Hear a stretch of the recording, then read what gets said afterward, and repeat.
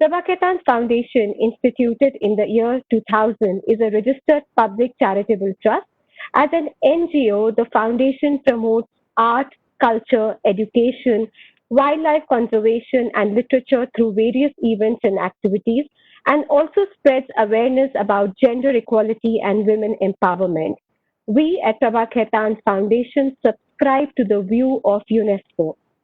We feel that placing culture at the heart of development policy constitutes an essential investment in the world's future. We celebrate cultural diversity in form of languages, music, literature, visual arts, dance, drama, oral traditions, and other traditional forms. Our founder, late Dr. Prabha Khaitan, was an eminent entrepreneur, philanthropist, social worker, a writer, and a feminist. She was actively involved in initiating the further the cause of women empowerment. Her vision of working for a better tomorrow drives our organization, and her firmest words, Karm hi Jeevan hai, that is, work is life, inspires all of us. The objective of the foundation is to create an enabling structure to carry out activities on our own and through collaboration, promote networking among communities in order to create the cultural capital. So we have various boutique events, and the main aim of Prabha Khaitan Foundation is to indulge people in mentally stimulating conversations and provide platforms to the artists. The exchange of such magnitude and prolific ideas result in forward-looking creators of our country. We undertake collaborative projects, literary activities with various universities and like-minded people and institutions across the globe. These events bring renowned authors and artists to interact with individuals from different walks of life. Sir, I'd like to share that in a recent survey by Reuters, they claim that more than half of the languages spoken in India by more than 1.3 billion people will die out in the next 50 years. Needless to say, when a language is lost, the corresponding culture is killed. With this aim to protect the languages from dying, we have incorporated various boutique literary events from Hindi to Bangla to Punjabi, Marathi, Odia, Kannada, Telugu, Tamil. We work in some of the other way to keep the soul of these languages and culture alive. The Essas Woman is an initiative of Prabha Khaitan Foundation, is a conglomeration of women from all walks of life who are graceful in their own ways and inspire others for the betterment of the society. Agra, Ahmedabad, Ajmer, Amritsar, Bangalore, Bhubaneswar, Bilaspur, Chandigarh, Delhi, Hyderabad, Jaipur, Jodhpur, Pune, Raipur, Ranchi, New York, London, Oslo, Birmingham. These are just the name of few cities where we work in, almost across 30 cities in India and across the globe. And I'm very happy to share here, sir, that we work in collaboration with the British Council, the Oxford Business College, Edinburgh Napier Society, University of Turin, Italy, University of Oslo, Norway, Hindi UK Committee, and Eastern Zonal Cultural Center. Sir, once again, on behalf of Prabha Khaitan Foundation and SR's Women, I welcome you here on this evening. And now, over to Monica Bhagwagar from Nagpur for the rest of the proceedings. Thank you, Abra. I'm audible? Yes, you are. Right. Shri Nitin Gadkari, a name that infuses positivity, dedication, and sincerity. I am personally delighted to welcome you, sir, our Honorable Minister Shri Nitin Gadkari ji, Minister of Transport and Highways and MSME. Mr. Gadkari really needs no introduction. He is a name which is very, very well known across the country and is very much admired, particularly in Nagpur. He dons many different hats and he's all the time on his feet, thinking and planning all the time. His achievements are far too many to list here because we want to save every bit of time to actually listen to him. He has been a guide, a mentor, and has time for everyone. And above all, he has been a friend to Nagpur. Thank you so much, sir, for agreeing to speak to us and sparing your valuable time. A very, very warm welcome. It really means much to us to have you here. Namaskar and welcome. So, without much ado, we will go ahead with our question and answer session. That the most burning issue right now, which is our economy during post-COVID. For this, sir, we need you to share your thoughts with us. So please go ahead.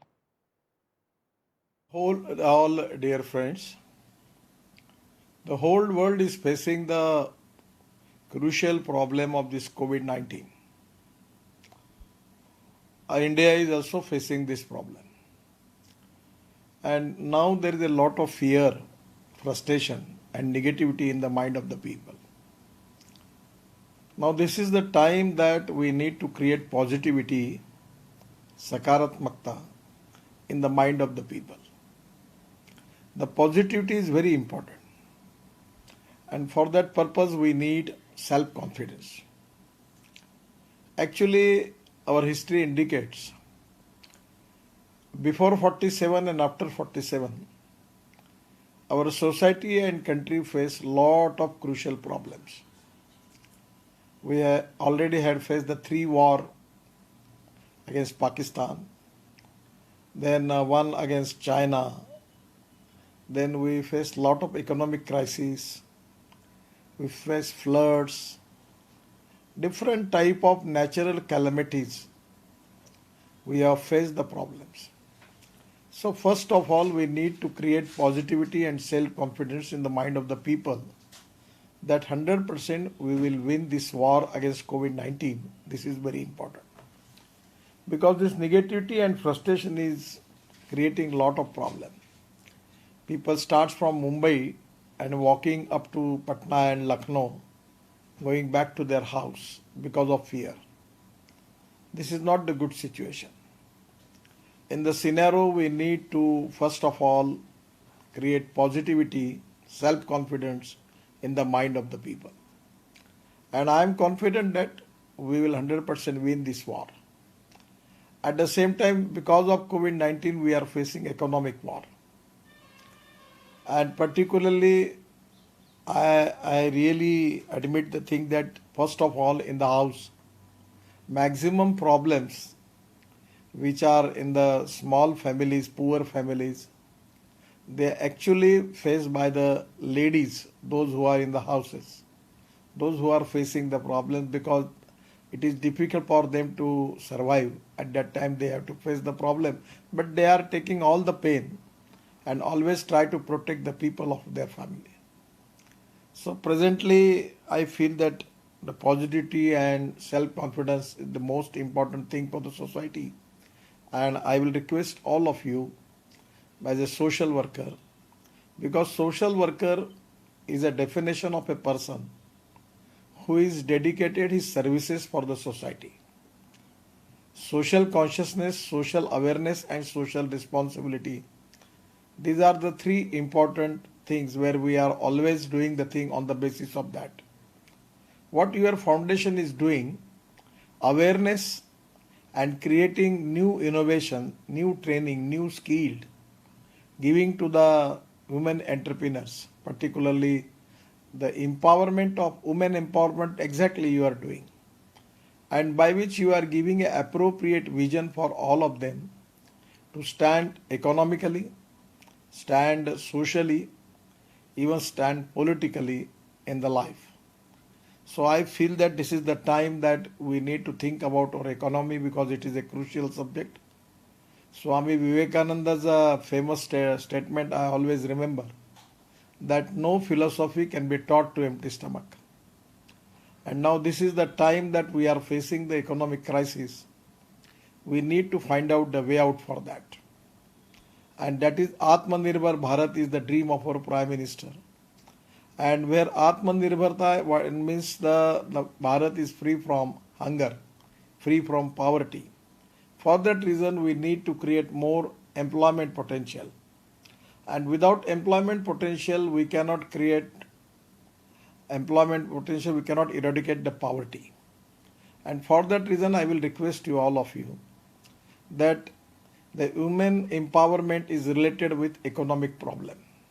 So this is the time for all the women leadership to give an appropriate vision of self-sustainable life, and actually that is self-reliance or life to the people by and large. And we need to plan on that line to give economic solution by which, using different type of skill, how it can be possible for all the social organization who are committed for the society, and particularly for downtrodden, those who are socially, economically, educationally backward, particularly the ladies entrepreneurs are very important as a stakeholder for the society. So I will request you, in this particular atmosphere, it is the time for to social organization or a foundation like you, that how we can create economic opportunity to the particularly the women entrepreneur, and how we can create more employment potential. My only request to you is to plan about the rural agriculture tribal India, the 115 aspirant districts. Your skill, your innovation, your research, your vision for business, your vision for economy, that can be really a great thing which can give a survival to lakhs of women entrepreneurs who are in the rural agriculture and tribal area. If something you can possible, you can do it for them. It will be nothing like that. So my request is, as a foundation, if it is possible for you, you do it. As a government, we will support you. And this is very important. And this your contribution will be a great contribution for the not only point of view, social work point of view, but where you are giving food, shelter, that is exactly to the poor people, those who have, it is very difficult to survive. And because of COVID-19, those who are already affected. So this can be a good thing which already you are doing it. I don't know too much about it. But as a minister, I will assure you that I will support all the good activities where you need our help. 100% we will help you. I am giving my best wishes to you. Be safe and create positivity and self-confidence. We will face this war, and 100% with positivity and self-confidence, we will win this war against COVID-19. At the same time, we will win economic war. That is exactly the spirit country needs. I always remember one of the song of Atal Bihari Vajpayee, "Kadam se kadam milakar chalna hoga." And the second song from कोशिश करने वालों की कभी हार नहीं होती, और third is हम होंगे कामयाब. So this positivity we need to create in the society, and 100% people like you who can contribute for that. Thank you. Really, that was just nice and motivating. Thank you so much. But right now, a lot of women are watching you and hearing you. And most of us here are women entrepreneurs and professionals. And we request you to please elaborate a bit more as to what has the government planned for the women entrepreneurs. Actually, there are a lot of plans. For particularly, what my suggestion is, because it is in detail, if you can go on our site, or best way is on your city unit, you can call the district officer of MSME or deputy director of MSME in that area, and call the officer of Khadi Gram Udyog Mission, and also you give me the application, I will instruct them. You go and approach them and organize a function, that what type of business, what type the schemes of governments already is having there, by which they can get employment, they can get business, they can resolve the problems. So definitely in detail, there are a lot of schemes are there. In government supply, we are giving priority for women entrepreneurs, and particularly those who are manufacturing different type of quality materials where government is purchasing. We are giving special priority for industries where the proprietor, particularly the women proprietors are there. At the same time, by making the women self-help groups. They are doing lot of things. You have actually lot of women, they have different type of skill. Some of the skill is related with textile. There are actually, I know lot of women who are doing this pure silk sarees and materials, designing, product designing. There is a lot of potential and lot of successfully they are doing. You can make lot of things, and there is already MSME has got lot of scheme where we are ready to support you.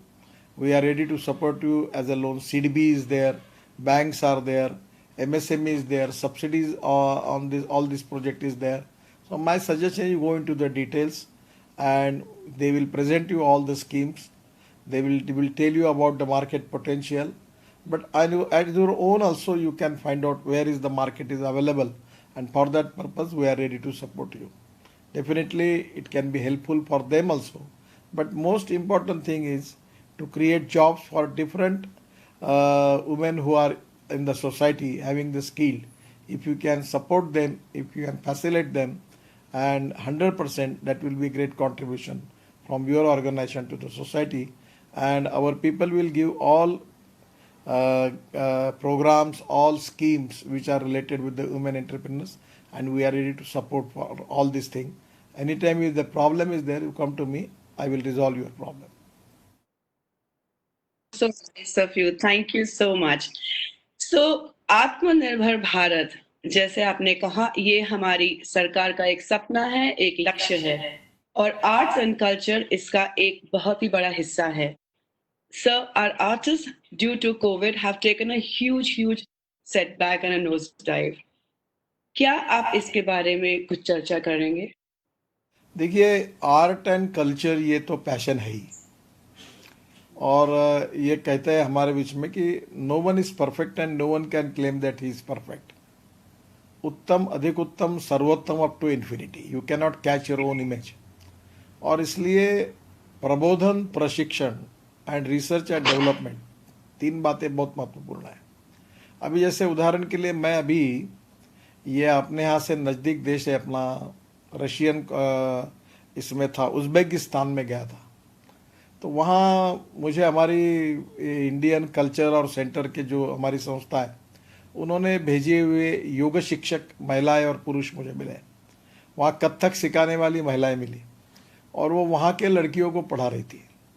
तो आजकल ये जो हमारी योग विज्ञान है, हमारा आयुर्वेद है, हमारा म्यूज़िक है, अलग अलग प्रकार के इंस्ट्रूमेंट्स हैं, गायन है, उसके साथ हमारी विशेष रूप से नृत्य कलाएं हैं, तो ये इकोनॉमी के लिए भी आधार दे सकती है. अभी अमेरिका में अगर कोई कथक सिखाने वाली ट्रेन टीचर जाती है तो उसको बहुत अच्छा इनकम हो सकता है. अगर योग पढ़ाने वाली लड़कियां आपने तैयार की, और भाई यूनिवर्सिटी भी है कि जो इस प्रकार के कोर्सेज देती है, तो वो जा सकती है. आप जिम में ट्रेनर करके अच्छी महिलाएं काम करती है तो वो दे सकती है. तो क्या है कि हुनर कोई भी जब मिलता है तो हुनर हमारे लिए तो है ही है, उसका एक हमको समाधान मिलता ही है कलाकार के रूप में जो भी उसके साथ काम करता है, पर वो उसको रोजगार भी देता है.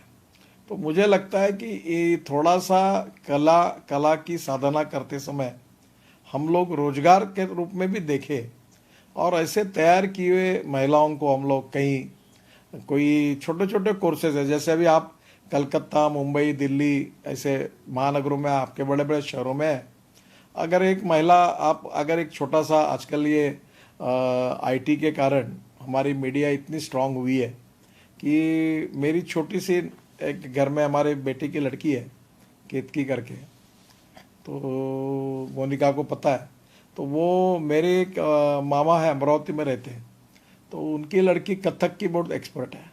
तो वो रोज़ लैपटॉप लेके सुबह 1 घंटा बैठी है, 1.5 घंटा, और वो उसको कथक सिखाती है, और उससे वो सिखाकर वो बराबर करने लगी है.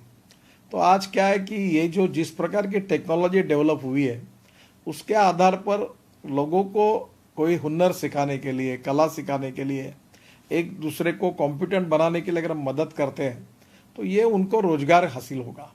अभी रेसिपीज़ है अलग अलग प्रकार की. एक मैं हमारे यहाँ मोनिका की घर के पास कोई लड़की है, वो सैलड बनाती है, और वो सैलड घर बेचती है, तो उसके घर के हम लोग सैलड जरूर कभी कभी बुलाते हैं। तो वो डिफरेंट टाइप ऑफ सैलड बनाती है, उसमें उसने इसी में ही कौशल्य हासिल किया है, तो वो सैलड का उसका अच्छा बिजनेस चल रहा है। तो आप ऐसी छोटी छोटी बातों को इकट्ठा करके, there are two things, one is innovation, entrepreneurship, science, technology, research, skill and successful practices. इसमें हम नॉलेज कहते हैं, knowledge is power and conversion of knowledge into wealth, ये आपकी योजना के ऊपर डिपेंड करता है। तो first thing is conversion of knowledge into wealth. Here knowledge means skilled, knowledge means कला, फिर वो संगीत की हो, नृत्य की हो, अभिनय की हो, योग विज्ञान की हो, कोई रेसिपी बनाने की हो, कोई कपड़े पे डिज़ाइन करने को, जो भी कोई आपको पता है, मेरे से ज़्यादा आप इसमें काम करती है। तो conversion of knowledge into wealth, यानी उसी कला का उपयोग रोजगार में करने में हम लोगों को मदद कर सकते हैं, सिखा सकते हैं। Second thing, waste to wealth, जो मेरा प्रिय विषय होता है। अभी हमारे यहाँ नागपुर म्यूनिसिपल कॉरपोरेशन में हम टॉयलेट का पानी बेचने का मैंने आइडिया आई थी 7-8 साल पहले मेरे माइंड में, और आपको ताज्जुब होगा कि हम शहर का टॉयलेट का पानी बेचकर 325 करोड़ रुपए साल के कमा रहे हैं। तो मेरा कहने का मतलब ये है कि no one is waste, it is depending upon the vision, it is depending upon the appropriate leadership, it is depending upon the exposure which you are getting, on the basis of that you can convert waste into wealth। तो ये आजकल कोई waste नहीं है, अगर हर आदमी में कुछ ना कुछ हुनर होता है। अभी कोई लड़का या लड़की अंधी होती है तो उनकी दूसरी कुछ क्वालिटी होती है, वो दूसरे कुछ काम करती है। कोई पैर में दिव्यांग है तो वो अलग प्रकार के काम करते हैं। तो दिव्यांगों के लिए, विकलांगों के लिए, महिलाओं के लिए, अलग अलग लड़कियों के लिए आप डिफरेंट टाइप ऑफ छोटे कोर्सेज तैयार करके आपके ऑर्गेनाइजेशन के वेब पोर्टल से उसके ट्रेनिंग भी देंगे तो काफ़ी बड़े प्रमाण पर लोग सीखेंगे। अब छोटी सी चीज़ है, ऐसे अनेक है, आप में कोई एक्सपर्ट निकलेगी कि जो पैकेजिंग में काम कर रही है, कोई ऑर्नामेंट्स में काम कर रही है, कोई कपड़े में काम कर रही है, कोई आपकी कलकत्ता में तो रसगुल्ला बनाने का स्पेशल कोई टेक्निक होगा तो वो बता देगी, कोई आइसक्रीम बनाने का बताएगी, कोई आजकल मैं गया था एक दुकान में, ऐसी यहाँ नागपुर में गया था, तो ये कोविड के मैं जाता नहीं जनरली कभी, तो बाजू में एक केक का दुकान था, तो 2 लड़कियाँ थी, वो मेरे पास आई, आग्रह किया, उन्हें अंदर लेके गई और मैंने कहा आप क्या, तो वो बड़े अच्छे घर की थी दोनों भी। उन्होंने कहा मैं केक बनाती हूँ, लक्ष्मीवन चौक में, वहीं वो गोकुलपेट में उनके दोनों का बेकरी थी, और वो रोज केक, तो मैंने रोज बल्कि 30-40 केक बेचती है, 50-1 हज़ार का धंधा रोज करती है, तो अच्छा प्रॉफिट कमाती है, 4-5 लाख रुपए महीना कमाती है। अब कहीं ना कहीं जन्मदिन होता ही है रोज, तो रोज केक लगता ही है, तो उसको केक बनाने के इतने सुंदर सुंदर केक वो बनाए उसने। तो मुझे क्या लगता है कि हर व्यक्ति में कोई हुनर होता है, और इस हुनर को विकसित करना और उसको विकसित होने के लिए मदद करना, एक अपग्रेडेशन ऑफ टेक्नोलॉजी, वैसे अपग्रेडेशन ऑफ स्किल्ड ये भी होता है, और जिसको बिल्कुल ही नहीं उसको स्किल्ड सिखाया जा सकता है। अभी मैं बीच में मैं भी सोशल वर्क करते रहता हूँ काफ़ी। ये भंडारा जिले में हमारे यहाँ ये प्योर सिल्क की साड़ियाँ बनती है, कोसे की, तो मैं वो साड़ियाँ फिर वो लोगों को मदद करने के लिए, मैं जब मेरे यहाँ कोई आते तो मैं उनको देता था। तो अलग अलग प्रकार के लोग आते, तो मेरे यहाँ सुषमा स्वराज आई, सुमित्रा महाजन आई, फिर श्रुति ईरानी आई, निर्मला सीतारामन आई, तो हेमा मालिनी जी आई थी, प्रीति जिंटा आई, और काफ़ी वो प्रियंका चोपड़ा एक बार आई थी। तो मैंने सबको साड़ी दी कि ये कोसे की हमारे गांव के लोगों ने की हुई है। अब वो साड़ी एक बार प्रीति जिंटा मुझे एयरपोर्ट पे मिली और मुझे बोल रही थी मुझे और दो, मेरी माँ को बहुत पसंद आई। तो क्या होता है, अब उसके ऊपर ही वो साड़ी तैयार करके उसके ऊपर अगर आप नेचुरल कलर के प्रिंटिंग के डिज़ाइंस तैयार करोगे तो वैल्यू एडिशन होगा। अब ये कला है, अभी जैसे जयपुर की रज़ाई बनती है, उसी के डिफरेंट टाइप ऑफ रज़ाई बनाने के कितने कितने स्किल लोगों में, महिलाओं में है। तो मुझे लगता है कि इस प्रकार से आप आजकल टेक्नोलॉजी का उपयोग करके महिलाओं को ट्रेनिंग करेंगे तो नॉलेज का भी ट्रेनिंग हो सकता, नॉलेज की भी जानकारी दी सकती है। देखो, कोऑपरेशन, कोऑर्डिनेशन एंड कम्युनिकेशन, ये 3 बातें मैनेजमेंट के लिए बहुत इंपॉर्टेंट होती है। तो ये तीनों का आप लोगों में क्षमता है, हर कोई ना कोई स्ट्रेंथ है, हर व्यक्ति की कोई ताकत है, किसी का कोई लॉ लॉ लॉ में किया है, कोई डॉक्टर है, कोई कोई होटल चलाती होंगी। तो आप सबके अनुभव से अगर आपने उनको वो अगर दूसरे को सिखाती है तो वो अपने जीवन में ऐसे ही कामयाब हो सकते हैं। तो ये जो आइडिया है ये ज़रूर आप करिए, और आज के समय में बहुत इसकी आवश्यकता है। और इसलिए गांधी जी कहते थे, गांधी जी का एक प्रसिद्ध वाक्य था, we need maximum production with the involvement of maximum number of persons. ज़्यादा से ज़्यादा लोगों के सहभाग से, सहयोग से हमको प्रोडक्शन करना है। केवल प्रोडक्शन किया और वो मशीन में तैयार होगा और सब कितना भी एक्सपोर्ट हुआ, तो अगर बाकी लोगों को रोजगार नहीं मिला तो कैसे होगा। तो हमें समाज को बाय एंड लार्ज रोजगार कैसे निर्माण हो, इकोनॉमी कैसे बदले, इरेडिकेशन ऑफ पॉवर्टी ये कैसे हो, हर व्यक्ति को रोटी कपड़ा और मकान कैसे मिले, इस सूत्र पर हम हर व्यक्ति को आत्मनिर्भर बनाएं, अपने पैरों पर खड़ा करने की कोशिश करें, और भय, भूख, आतंक और भ्रष्टाचार से मुक्त सुखी, समृद्ध, संपन्न, शक्तिशाली हिंदुस्तान निर्माण हो, जहां एक्सपोर्ट बढ़े, इंपोर्ट कम हो और इकोनॉमी मजबूत बने। यही उसकी संकल्पना है।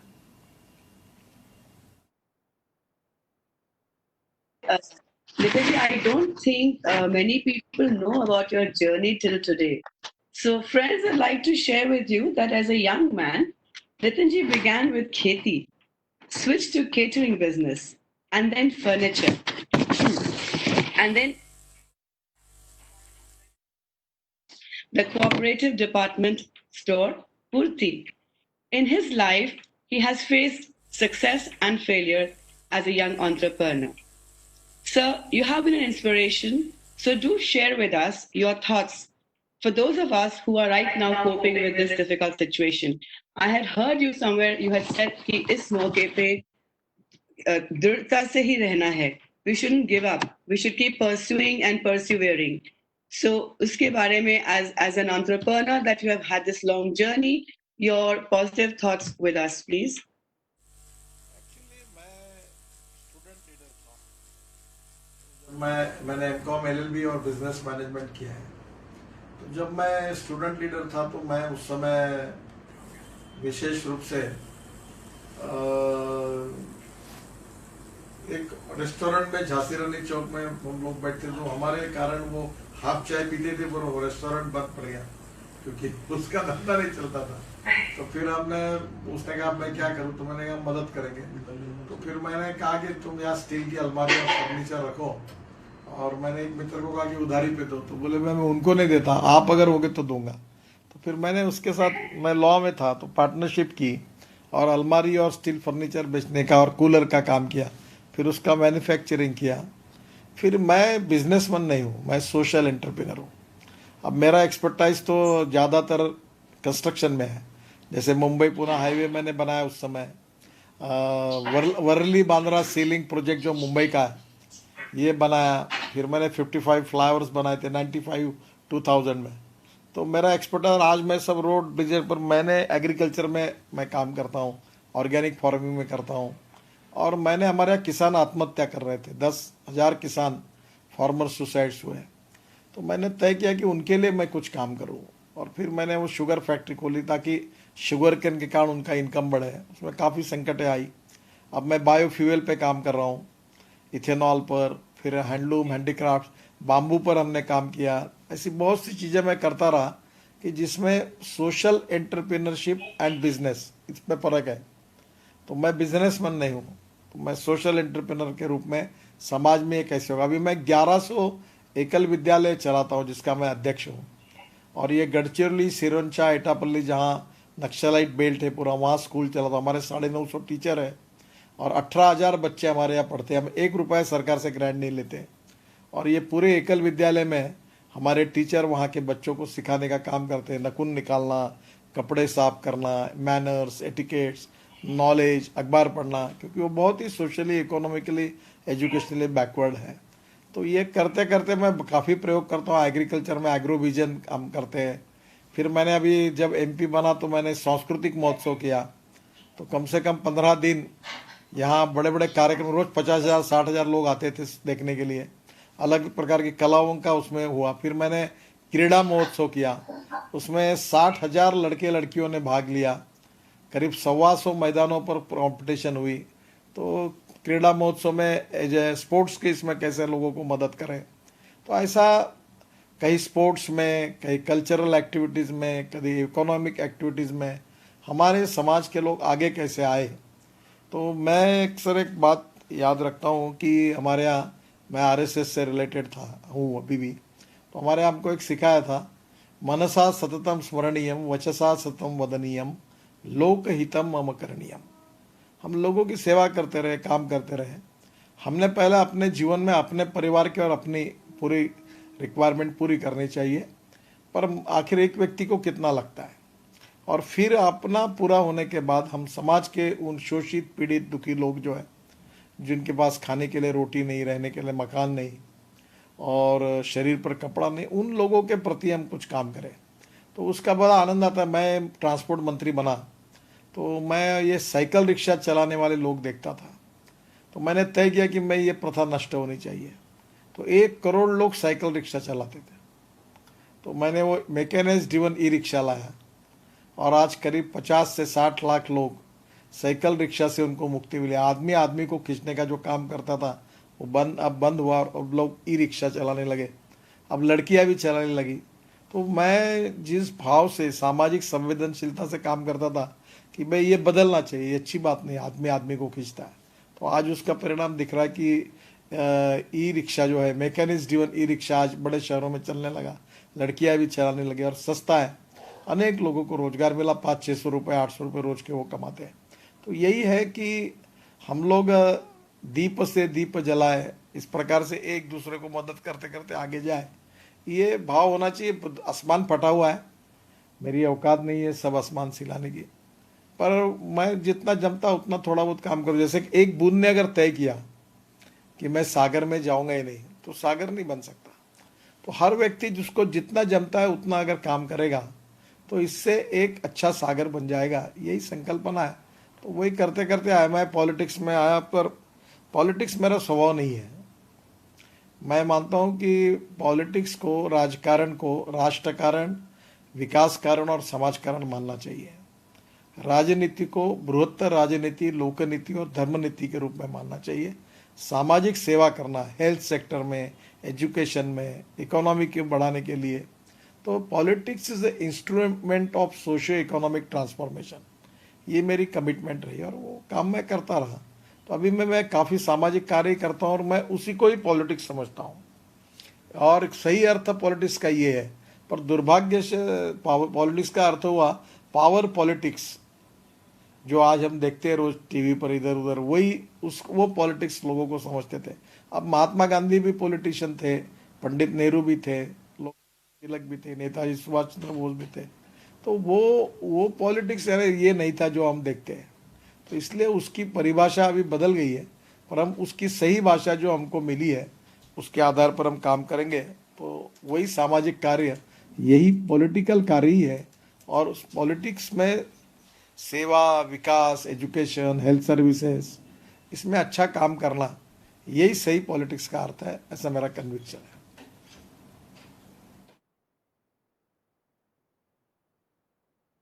Sir, whenever I have met you, I've always seen you surrounded by people from different walks of life and trying to solve their problems. You've always been very encouraging, very positive, and very energetic. Where do you get so much of energy from, and who inspires you so much? ऐसा कुछ नहीं है। मेरी माँ भी सामाजिक कार्यकर्ता थी और मैंने अपने लाइफ में अपनी कुछ बातें तय की है। मुझे कोई फर्क नहीं पड़ता मैं चुनाव जीता कि हारा। और मैं लोगों को कहता हूँ कि अगर अच्छा लगा तो वोट दो, नहीं देना है तो मत दो। तो मैं तो जन्म भर मुझे कोई ये करना ऐसा नहीं, पर लोग मेरे साथ आते हैं, मुझे बहुत अच्छा सपोर्ट मिलता है। जात, पंथ, धर्म, भाषा और सेक्स से ऊपर उठकर सभी प्रकार की लोग मदद करते हैं, सपोर्ट करते हैं, क्योंकि समाज में अच्छा ही है। और मैं उसके लिए अपने से जो भी मेरी ताकत है, औकात है, हैसियत है, मेरी ताकत पूरा कुछ बदलने की नहीं है। तो मैं छोटी छोटी बातों के साथ काम करते रहता हूँ और जब लोगों के प्रॉब्लम रिजॉल्व होते हैं तो मुझे बहुत समाधान मिलता है। मैंने करीब 12,000 से ज़्यादा हार्ट के ऑपरेशन मुफ्त करके दिए। अभी मैं एक मैंने 4 मशीन्स लाई है, वो कैंसर डिटेक्ट करने वाली है, जो महिलाओं को छाती के लिए होता है। तो नागपुर और नागपुर जिले में और इधर पकड़ के हमने 2 लाख महिलाओं का फ्री मेडिकल चेकअप किया। उसमें से करीब 2,000 महिलाएं कैंसर ग्रस्त निकली, उनको हॉस्पिटल लाने का पहुंचाने का काम किया। मैं अभी काफ़ी ऐसे अनेक कामों में जो समाज के लिए आवश्यक है, उपयोगी है, ऐसे काम करते रहता हूँ। अभी हमने इस समय कोविड के इस पीरियड में ये अनाज की किटें बांटने का काम किया। करोड़ों रुपए का मटेरियल गरीब गरीब लोगों के घर पहुंचाया, ताकि वो बेचारे कोई भूखा न मरे। यही है कि हमने करते रहना चाहिए, और जब हम लोग गरीबों की सेवा करते हैं तो उनके आशीर्वाद मिलते हैं। मेरा एक बहुत बड़ा एक्सीडेंट हुआ था रेड लाइट कार में, पुलिस प्रोटेक्शन में। मैं, मेरी पत्नी, मेरी बेटी, मेरा लड़का, सब हम बच गए। तो जो लोग कार को देखते थे वो बोलते थे संभव ही नहीं, कोई बच ही नहीं सकता। तो मुझे लोगों ने पूछा ये कैसे हुआ, तो मैंने कहा कि मैं जो हार्ट के ऑपरेशंस करता हूँ फ्री ऑफ चार्ज, सबकी मदद करता हूँ।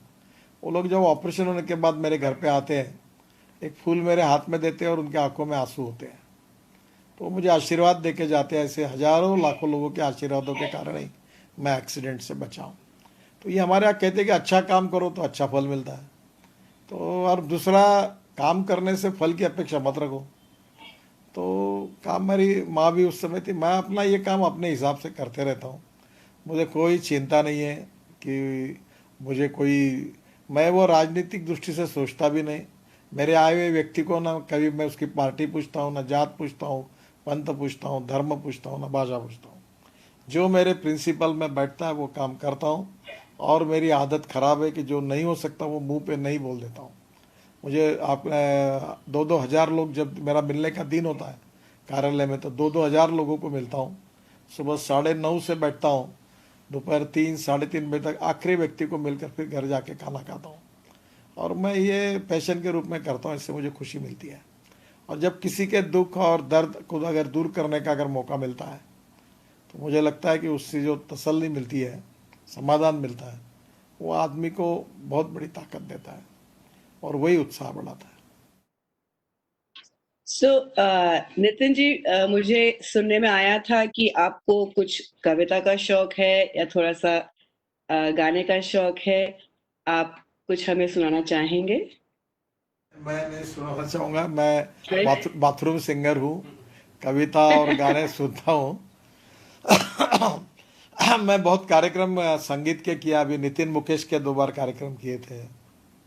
सब देश के सभी कलाकार, बड़े बड़े, लता मंगेशकर से लेकर तो ऑल सभी लोगों को नागपुर बुलाने के लिए। तो मैं संगीत में, कल्चरल एक्टिविटीज़ में सपोर्ट करता हूँ। मुझे यूनिवर्सिटी का गोल्ड मेडल मिला है, बेस्ट स्पीकर ऑफ मराठी करके। तो मेरा पहले से ही संबंध मेरा कल्चरल एक्टिविटीज से है।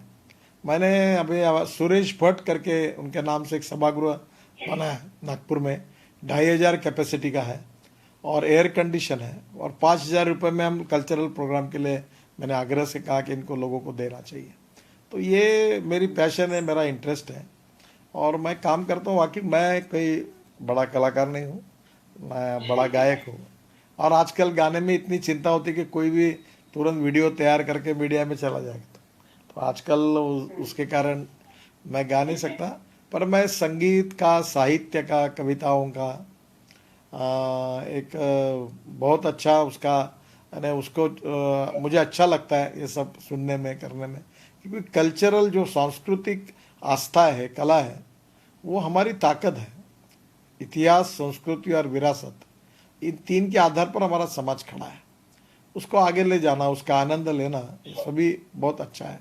अच्छी फिल्म देखना, अच्छा संगीत सुनना, अच्छा नाटक देखना, तो बहुत अच्छा है। और ये एक प्रकार से प्रबोधन के भी काम होते हैं। प्रबोधन, जो समाज का प्रबोधन है, इसमें से होता है। तो मुझे लगता है इसका निश्चित रूप से फायदा होगा। मुझे आपसे पूछना है नितिन जी, क्या आप हमें थोड़ा समय दे पाएंगे अभी फॉर एनी क्वेश्चंस? हमारे अभी यहाँ जो आप महिलाओं एक को काम पूछने के करिए कि लिए। 5 क्वेश्चन दीजिए, छोटे छोटे पूछिए, क्योंकि मुझे फिर दूसरी पर वीसी है बाद में। जी। सो अपरा, Yeah, Manisha. yes. So, Manisha, can we unmute the first person? Vidula ji? जी हाँ, मेरी आवाज सुन पा रहे? जी। नमस्कार सर। समाज के प्रति आपकी प्रतिबद्धता निष्ठा से हम अभिभूत हुए। सर, मैं एक शिक्षिका हूँ। विगत 27 वर्षों से महाविद्यालय में हिंदी और हिंदी भाषा और साहित्य पढ़ा रही हूँ। लेकिन वर्तमान परिस्थितियों में शिक्षा की स्थिति, वर्तमान और उसका भविष्य दोनों ही बहुत अस्पष्ट और अनिश्चितता में जूझ रहे हैं। समझ नहीं आता क्या करें, कहाँ जाएं। टेक्नोलॉजी है, सब तक पहुंच नहीं पाती, लेकिन शिक्षा को भी सब तक पहुंचना ही पड़ेगा। इस पर आप कृपया कुछ प्रकाश डालें। देखिए, शिक्षा पर होने वाला एक्सपेंडिचर हमारे भविष्य के पीढ़ी को निर्माण करने के लिए एक बड़ी इन्वेस्टमेंट है। और आज हमारे देश में इंफ्रास्ट्रक्चर की कमी है और अच्छी फीस देने में अच्छी स्कूल, अच्छी कॉलेज, अच्छी यूनिवर्सिटी मिलती है। बहुत संख्या लोगों में वो क्षमता नहीं है। और शिक्षा का जैसा सर्वत्रीकरण भी होना चाहिए, वैसे शिक्षा में गुणवत्ता भी बढ़नी चाहिए। और गुणवत्ता बढ़ने के लिए अब धीरे धीरे प्राइवेट यूनिवर्सिटीज़ आई, बड़े प्रमाण पर डीम्ड यूनिवर्सिटीज़ आई, अभी पब्लिक स्कूल्स बनी, सीबीएसई के कोर्सेस वाली स्कूल बनी है। और इसमें निश्चित रूप से काफ़ी फीस भी ज़्यादा होती है। तो एक प्रकार से निश्चित रूप से इसमें अनेक अड़चने भी है। सरकार की भी अपनी मर्यादा है, सरकार इतना पैसा नहीं दे सकती। मैं आपको एक बात इतना ही कहूँगा कि हमें जितना अच्छा, what ever the best possible for us, हम अच्छी डिलीवरी करते रहे और चलते रहे। और हमारे सोच के जब लाखों लोग तैयार होंगे तो गुणात्मक परिवर्तन होगा। धीरे धीरे सुधार हो रहा है। अनेक डोनर्स आगे आ रहे हैं, वो अच्छी अच्छी स्कूलें खोल रहे हैं, अच्छे अच्छे कॉलेजेस खोल रहे हैं, यूनिवर्सिटी खोल रहे हैं और लोगों को अच्छी पढ़ाई देने का काम कर रहे हैं। समाज से ही लोग आएंगे और समाज के लिए ही देंगे। और ये प्रक्रिया चल रही है, इसकी गति बढ़ेगी। और जब समाज में ऐसे काम करने वाले लोगों की संख्या बढ़ेगी, आप जैसी सोच रहे ऐसे लोगों की संख्या बढ़ेगी, तो गुणात्मक परिवर्तन होगा, क्वालिटेटिव चेंज होगा। और ये धीरे धीरे हो रहा है, इसकी गति बढ़नी चाहिए। यही आप जैसे और मेरे जैसे लोगों के मन की अपेक्षा है। निश्चित रूप से ये गति बढ़ेगी और हमें इसमें अच्छा परिवर्तन दिखेगा। धन्यवाद sir.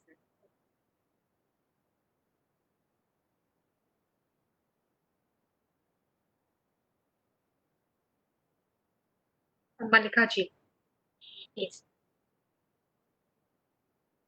Good evening, Mr. Gadkari. It's always a pleasure to hear you and hear your views on what is going on. My question to you is, as digital technologies also take a prominent role in cultural experiences, now is a time when we all think about how to reopen institutions. How has the government prepared to bring these institutions back into society?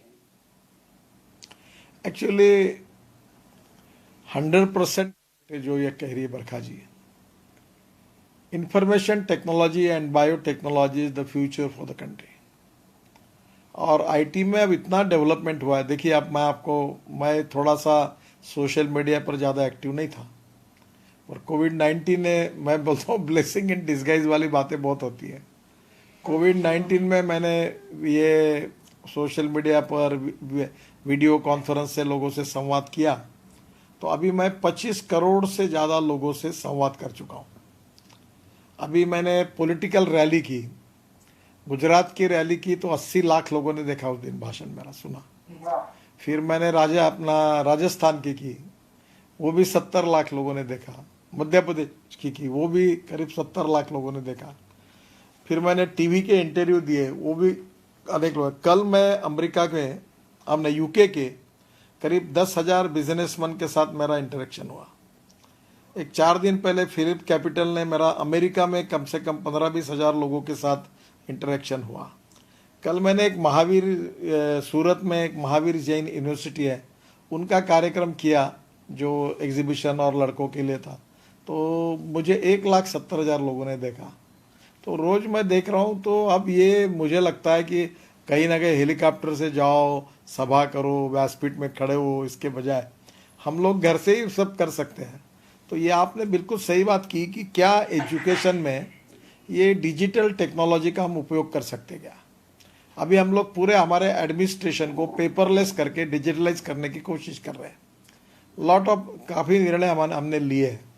तो आपको, आपके trust को और आपके सभी मित्रों को मैं कहूँगा कि आप भी डिजिटल टेक्नोलॉजी का उपयोग करके अनेक चीज़ों को कैसे लोगों तक ले जा सकते हैं, और विशेष रूप से एजुकेशन, स्किल, इस क्षेत्र में हम लोग डिजिटल टेक्नोलॉजी का उपयोग करके आत्मनिर्भर भारत बनाने के लिए हम कैसा उपयोग करें। तो मुझे लगता है अभी कोई आप में से कोई महिलाएं रिटायर्ड हुई है टीचर करके, तो घर में बैठकर वो उसके अनुभव के आधार पर और एक अच्छा क्लास चलाकर लड़के लड़कियों को सिखा सकती है बाय डिजिटल टेक्नोलॉजी का उपयोग करके। तो आप इसमें खूब इनोवेशन है, अलग अलग प्रकार के कंसेप्ट नए नए आए हैं, और हम लोग ये इस टेक्नोलॉजी का उपयोग करके अगर हम शिक्षा का काम करेंगे तो खूब फायदा होगा। अब मोबाइल फ़ोन सबके पास आ गए। अभी मैंने कल एक किसानों के लिए फार्मर प्रोड्यूस कंपनीज का एक वेबिनार किया था, और ये विदर्भ का ही था। तो 1,70,000 लोगों से मेरी चर्चा हुई, किसान, तो वो भी उनके पास मोबाइल फ़ोन है। तो ये बहुत अच्छी बात है कि मैं आज तक मैंने इस फील्ड को, मैंने भी इसके तरफ ध्यान नहीं दिया था, मुझे नहीं जमता था ये, पर मजबूरी के कारण ये जो परिस्थितियाँ आई तो मैं इससे फैमिलियर हो गया। अब देखते देखते मेरा इतना फैन क्लब बड़ा मेरे इस पे कि अब सोशल मीडिया पर, फेसबुक पर और इस पर कितने फॉलोअर्स बढ़े हैं कि काफ़ी संख्या बड़ी हो गई। तो करोड़ों लोगों से मुझे संपर्क करने का फ़ायदा हुआ।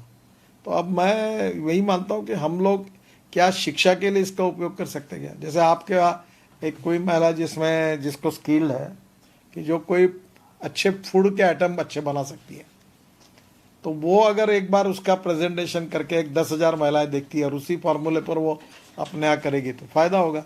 मैं भी आजकल यूट्यूब पर ये फूड आइटम बनाने वाले देखता हूँ, और फिर मैं बताता हूँ ये सैलड ऐसा, गूगल में जाओ देखो कि कैसे, वेजिटेरियन है हम लोग, तो वेज सैलड कैसे बनेगा, अब पनीर का कैसा किया है, ये दाल कैसी बनी है। तो आजकल क्या हुआ कि नॉलेज इज़ ए पावर, और नॉलेज लेने के लिए ये डिजिटल टेक्नोलॉजी का उपयोग करना यानी बहुत आसान और सस्ता हो गया है।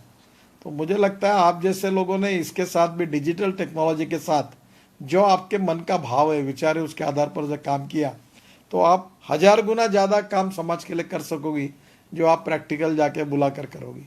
पर एक बात जरूर है जो याद रखना कि केवल हम लोग मैकेनाइज और इस प्रकार के सिस्टम के अधीन होंगे तो ये ठीक है, अच्छी बात है, पर एक बात जरूर रखना कि human relationship is the biggest strength of social work, business and politics.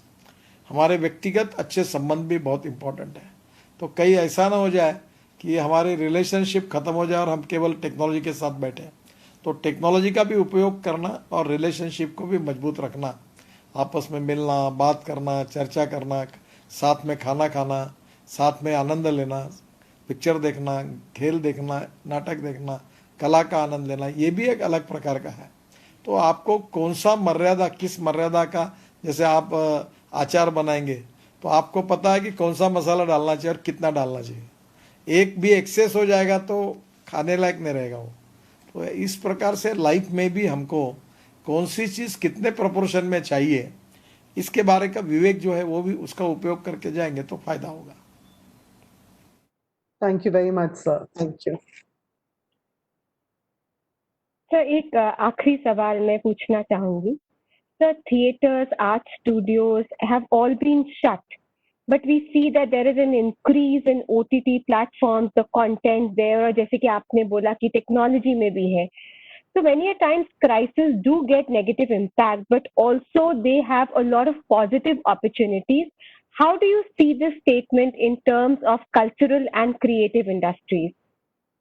देखिए, मैं अक्सर एक बात का उपयोग बार बार करता हूँ कि there are some people who convert problems into opportunities and there are some people who convert opportunities into the problems. आपके सवाल में ही आपका जवाब है। और मैं जो ब्लेसिंग इन डिस्गाइज बोलता हूँ, हर चीज़ की एक्शन एंड रिएक्शन होती है।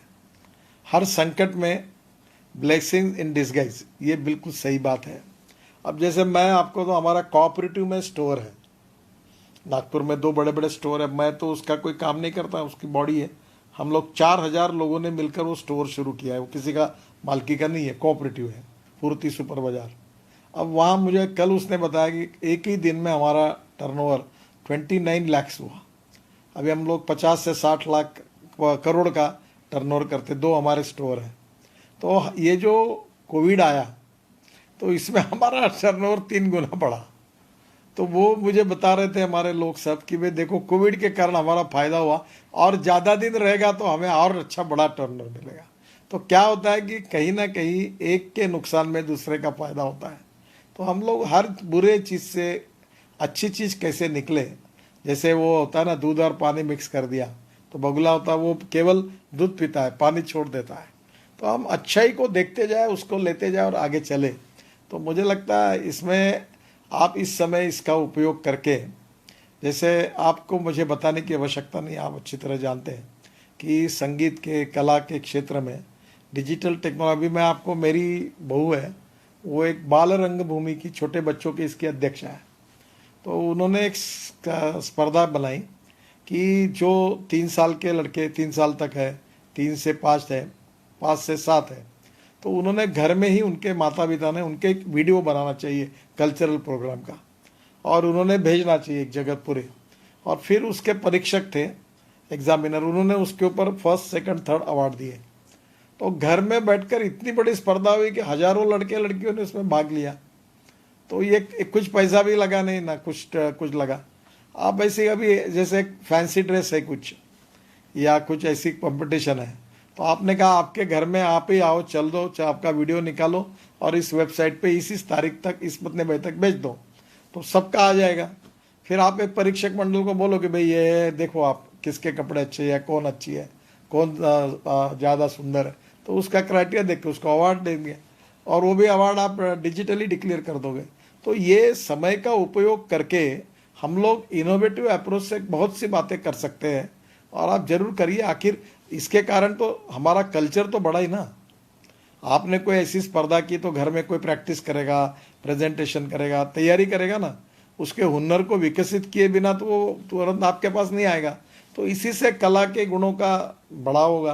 तो ये this can be good idea. इसी प्रकार से आप एक बार जब चलने लगोगे तो ये चलना ऐसा होता है कि मैं तो चला जिधर चले रास्ता।